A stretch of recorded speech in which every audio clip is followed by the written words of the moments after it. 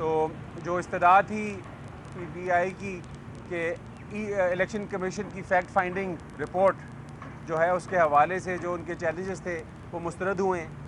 یہ اکبر بابر صاحب کی کاوش جو کہ 14 نومبر 2004 کو شروع ہوئی تھی, آج ایک بہت ڈیسائسو مرحلہ ہے. یہ کنکلوسیو نہیں ہے کیونکہ عین ممکن ہے کہ یہ معاملہ پارٹی سپریم کورٹ بھی لے کے جائے, لیکن لارجر بینچ کے حوالے سے یہ بہت اہم اور ایک ڈیسائسو فیصلہ ہے جس سے الیکشن کمیشن کو امپاور کیا گیا ہے. ہمارا کیس ڈے ون سے یہ رہا ہے کہ الیکشن کمیشن کی جو قانونی ذمہ داریاں ہیں اس کو بالکل بلا کسی ڈر سے, کسی شک شبے سے بالاتر ہو کر اس کو یہ اپنا حقوق اور اپنی ذمہ داریاں نبھانی چاہیے. تو آپ کو مبارک ہو, آپ کی آج محنت جو ہے یہ 13ویں دفعہ, آپ مجھ سے بہتر جانتے ہیں, کریڈٹ آپ کو بھی جاتا ہے جن لوگوں نے اس کیس کو 9 سال ایکٹیو رکھا ہے. تو ہم نے جو کوشش کی ہے, بدر نے بہت اس میں ہمارا ساتھ دیا ہے, ان کے بغیر یہ نہیں ہونا تھا. تو ونس اگین مبارک ہو سب کو. اس کا یہ مبارک اس لیے نہ ہو کہ ہم کسی کے فرد یا کسی کے اوپر اٹیک کریں, مبارک اس لیے ہو کہ یہ ایک جوڈیشل پروسیس کا ایک فیز ہے جو آج کنکلوڈ ہوا ہے. آپ کی میری ہم سب کی خواہش یہ ہوتی ہے کہ یہ وقت سے ہو, ایفیشینٹلی ہو. تو آج یہ خوش آئند بات ہے کہ ایک اہم مرحلہ ختم ہوا ہے. اب اس کا الٹیمیٹ نتیجہ کیا نکلتا ہے, اگر پارٹی یہ چوز کرتی ہے کہ اس نے اس کو چیلنج کر کے سپریم کورٹ پہ جانا ہے تو یقیناً جو سپریم کورٹ کا فیصلہ ہوگا وہ حتمی ہوگا اس معاملے میں. اور دوسرا, اگر وہ سمجھتی ہے کہ اب وقت ہے کہ میں الیکشن کمیشن میں جانا ہے تو الیکشن کمیشن اب یہ فیصلہ کرے گا کہ کون کون سی ایسی رقوم ہیں جو ممنوع ذرائع سے آئی تھیں اور حقیقتاً ان کو بحق سرکار قانون کے مطابق ضبط ہونا ہے. تو اگر کوئی خاص سوال ہے تو میں جواب دے سکتا ہوں, لیکن اوور ٹو یو اکبر صاحب. Thank you. آپ سینٹر میں آ جائیں. اچھا, بسم اللہ الرحمن الرحیم. سید احمد حسن شاہ, یہ 8 سال ہم اس جدوجہد میں شامل رہے ہیں. بدر اقبال چودھری, اسلان وردک ابھی آج نہیں آئے جو ہمارے چارٹرڈ اکاؤنٹنٹ تھے, تو اور ہمارے جو ساتھی ہیں ادھر, سب کی ٹیم کی ایک کاوشوں کا یہ آج نتیجہ ہے. اور یہ جو آج فیصلہ ہے یہ مہر تصدیق ہے, یعنی ضبط کر دیا گیا, مہر لگا دی گئی ہے اس فیصلے پہ جو الیکشن کمیشن آف پاکستان نے 2 اگست سن 2022 کو 70 صفحات پر مشتمل جو الیکشن کمیشن نے ایک آرڈر پاس کیا تھا. اس آرڈر میں عمران خان اور اس کی جماعت پی ٹی آئی کے حوالے سے جو غیر قانونی فنڈنگ ہوئی تھی اس کی تمام تفصیلات ثبوت کے ساتھ اس آرڈر میں اس کی تفصیلات دے دی گئی ہیں. یعنی پاکستان تحریک انصاف کی غیر قانونی فنڈنگ ہوئی تھی, غیر ملکی شہریوں سے ہوئی تھی, غیر ملکی کمپنیوں نے کی تھی. عمران خان نے جو اکاؤنٹس کو چھپایا, یہ 13 اکاؤنٹس ایسے تھے جو اسٹیٹ بینک کے ذریعے آئے, انہوں نے ڈس اون کیا. یہ تمام تفصیلات اس فیصلے میں موجود ہیں. اس کے علاوہ عمران خان نے سال ہر سال پاکستان تحریک انصاف کی طرف سے جو سرٹیفکیٹ جمع کرایا جس میں انہوں نے اپنے دستخطوں سے یہ دعویٰ کیا کہ میری جماعت کی کوئی غیر قانونی فنڈنگ نہیں ہوئی. میں جو آپ کے سامنے حقائق رکھ رہا ہوں الیکشن کمیشن کے سامنے وہ تصدیق شدہ ہیں اور اس میں کسی قسم کی کوئی بے ضابطگی نہیں ہے, فائنینشیل irregularity نہیں ہے, prohibited فنڈنگ نہیں ہے. یہ تمام چیزیں وہ جو فیک سرٹیفکیٹس دیتے تھے, مس لیڈنگ سرٹیفکیٹس دیتے تھے اور الیکشن کمیشن کو گمراہ کرتے تھے, یہ اس فیصلے میں لکھا ہوا ہے. اس فیصلے میں بارہا یہ لکھا ہے کہ پاکستان تحریک انصاف نے جان بوجھ کے ولفل کنسیلمنٹ کی, حقائق چھپائے, اکاؤنٹس چھپائے, ڈونیشنز چھپائیں جو غیر ملکیوں سے آئی تھی. اب یہ سوال بڑا جو لارجر کوشچن ہے جس کے لیے ہم نے یہ جدوجہد کی وہ یہ تھی کہ ایک سیاسی جماعت جو پچھلے 3.5-4 سال اقتدار میں بھی رہی, جب اس کی اتنی بڑے پیمانے پہ غیر قانونی فنڈنگ ہوتی ہے تو وہ کسی مقصد کے لیے ہوتی ہے, وہ اس کے لیے کوئی ایجنڈا ہوتا ہے. میں پہلے دن سے یہ کہہ رہا ہوں کہ اگر فورن فنڈنگ کیس کا فیصلہ وقت پہ آ جاتا تو انتشار کو اسی وقت ختم کر دیا جاتا. یہ انتشار اتنا نہ پھیلتا کہ آج پاکستان کی قومی سلامتی جو ہے وہ داؤ پہ لگی ہوئی ہے, کیونکہ ہم نے وقت پہ وہ کام نہیں کیا اور تمام اداروں کی یہ ذمہ داری تھی. اور میں بارہا کہتا تھا, تو اللہ نے آج پھر ہمیں سرخرو کیا. ایک larger bench, honourable chief justice کی ہیڈ, وہ اس کے ہیڈ تھے اس بینچ کے, انہوں نے پی ٹی آئی کی ریٹ پٹیشن الیکشن کمیشن کے آرڈر 2 اگست کے خلاف ڈسمس کر دی. تفصیلات ابھی آنا باقی ہے. میں یہ آپ کے سامنے ضرور رکھنا چاہوں گا کہ یہ جو اس کی اہمیت ہے، اس کی اہمیت یہ ہے کہ پاکستان میں آپ نے قانون لاگو کرنا ہے، پاکستان میں سیاسی جماعتوں کو ادارہ بنانا ہے. سیاسی جماعتیں جب تک ادارہ نہیں بنیں گی اور وہ لیڈرشپ کے لیے کریڈل نہیں بنیں گی، جب وہاں پہ میرٹ نہیں ہوگی، ورکر اوپر نہیں آئے گا، آپ کے پاس نئی اور قابل اور باصلاحیت قیادت سامنے نہیں آ سکتی.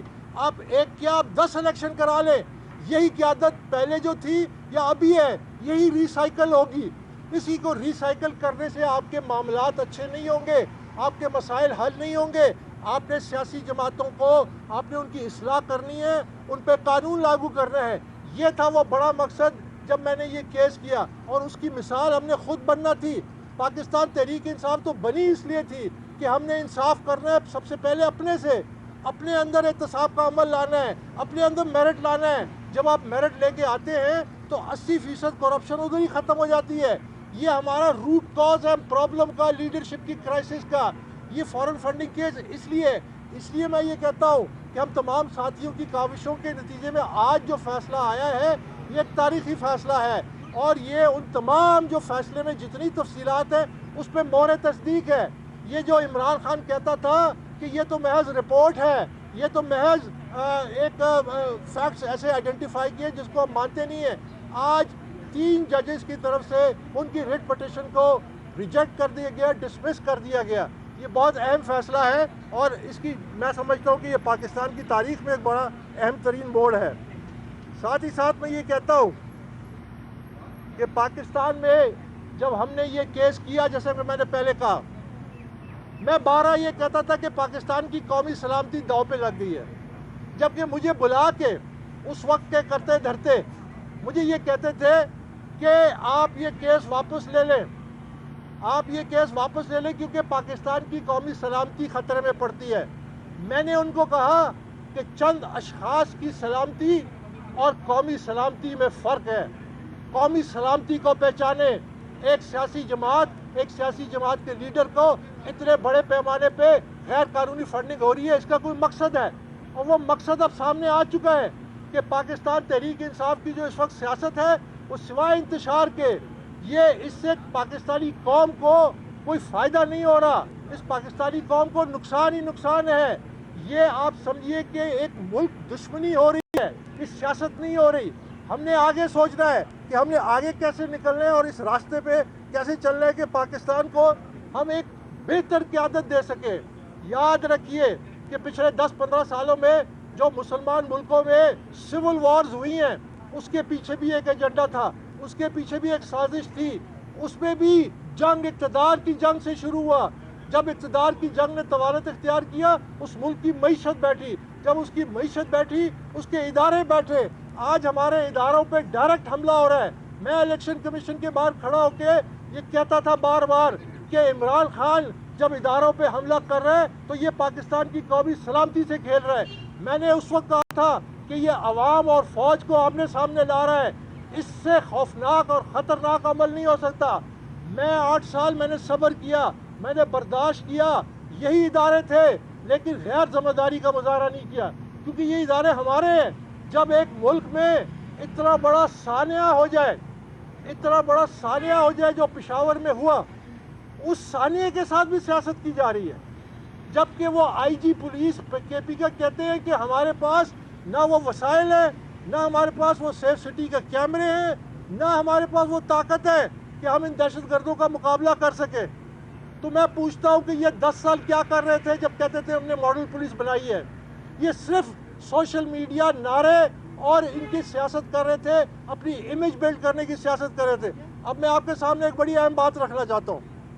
یاد رکھیے کہ 26 نومبر تک پاکستان میں 6 مہینے عمران خان سڑکوں پہ تھا، انتشار پھیلا رہا تھا، اور وہ چاہتا تھا کہ اس کی مرضی کا آرمی چیف لگے. بارہا یہ بات وہ کرتا تھا، اور یہ اللہ کا کرم ہے کہ پاکستان میں میرٹ پہ ایک آرمی چیف لگا. لیکن جو سوچنے کی بات ہے وہ یہ ہے کہ جس دن 26 نومبر کو وہ پنڈی میں آ کے ایک ناکام جلسہ کرتا ہے اور اس کے بعد سڑکوں پہ آنا ختم ہوتا ہے، اگلے دن سیز فائر ختم ہو جاتا ہے ٹی ٹی پی کے ساتھ. اور اس کے بعد یہ دہشت گردی پاکستان میں پھیلتی ہے پھرپتی ہے جو اس سانحہ کی شکل اختیار کرتی ہے. یہ لمحہ فکریہ ہے. ہمیں سوچنا چاہیے. اندھی تقلید کرنے سے پاکستان کو کچھ نہیں ملے گا. ہم نے ایک نئی قیادت سامنے لانی ہے. جب تک ہم نئی قیادت سامنے نہیں لائیں گے پاکستان کے حالات در بدر ہم اور خاکسار ہوتے رہیں گے. 3 کام ہمیں کرنے ہیں. 3 کام ہمیں کرنے ہیں. سب کو سر جوڑ کے بیٹھنا ہے اس پہ. ایک آپ نے ایک اسٹریٹجک اکنامک پلان بنانا ہے کہ پاکستان کو ان مشکلات سے کیسے نکالنا ہے. دوسرا آپ نے ایک اسٹریٹجک سیکیورٹی پلان بنانا ہے کہ جو ہمیں خدشات ہیں اس کو ہم کیسے فیس کریں, جو چیلنجز ہیں مغرب سے مشرق سے دہشت گردی کے. سب نے یک زبان ہو کے اور ایک اس یکجوئی سے اس کا مقابلہ کرنا ہے. اور تیسری بات, ہم نے سیاسی اصلاح کرنی ہے. سیاسی اصلاح کا ایک ہی طریقہ ہے کہ تمام سیاسی جماعتوں کو الیکشن کمیشن کے نیچے جو ان کے قوانین ہیں اس کے تحت ماتحت کرے یا بادشاہتیں ختم کرے. یہ سیاسی جماعتیں صرف ایک سیڑھی ہے اقتدار میں آنے کے لیے. یہ پاکستان کو کچھ بھی نہیں دیں گی. یہ صرف اقتدار میں آئیں گی, بہانے بنائیں گی, ایک دوسرے پہ الزامات لگائیں گی. ہمیں پورا ایک نیا ضابطۂ اخلاق بنانا ہے. ہم نے نئی سیاست کی ابتدا کرنی ہے. ہم نے کریڈیبل لوگوں کو آگے لانا ہے. ہم نے کمپیٹنٹ لوگوں کو آگے لانا ہے. اسی میں پاکستان کی نجات ہے. یہ آپ سمجھ جائیں. جہاں تک میری آواز جاتی ہے میں پاکستان کے لیے لڑ رہا ہوں. مجھے اپنی ذات سے کچھ نہیں ہے. آج پھر لارجر بینچ نے ہمارے حق میں فیصلہ دیا اور پی ٹی آئی کی پٹیشن ڈسمس کی. یہ بہت بڑی کامیابی ہے. بہت بڑی کامیابی ہے. یہ جنگ میں پاکستان اور ہم سب ساتھی ہم پاکستان کے لیے لڑ رہے ہیں. میرا کوئی ذاتی مفاد نہیں ہے. میں کسی قسم کا کوئی عہدہ نہیں چاہتا. میں کسی قسم کا کوئی اور وسیلہ نہیں چاہتا. میں صرف پاکستان کے لیے لڑ رہا ہوں. آپ سب ہمارے ساتھ ہاتھ ملائیں. آپ سب ہمارے ساتھ مل کے چلیں. آپ میرے ہاتھ مضبوط کریں. ہم نے یہ جنگ لڑنی ہے کیونکہ یہ ہمارا ملک ہے, ہماری مٹی ہے اور ہم نے اسے وفاداری کرنی ہے. بہت شکریہ. تھینک یو جی. گڈ ججمنٹ ابھی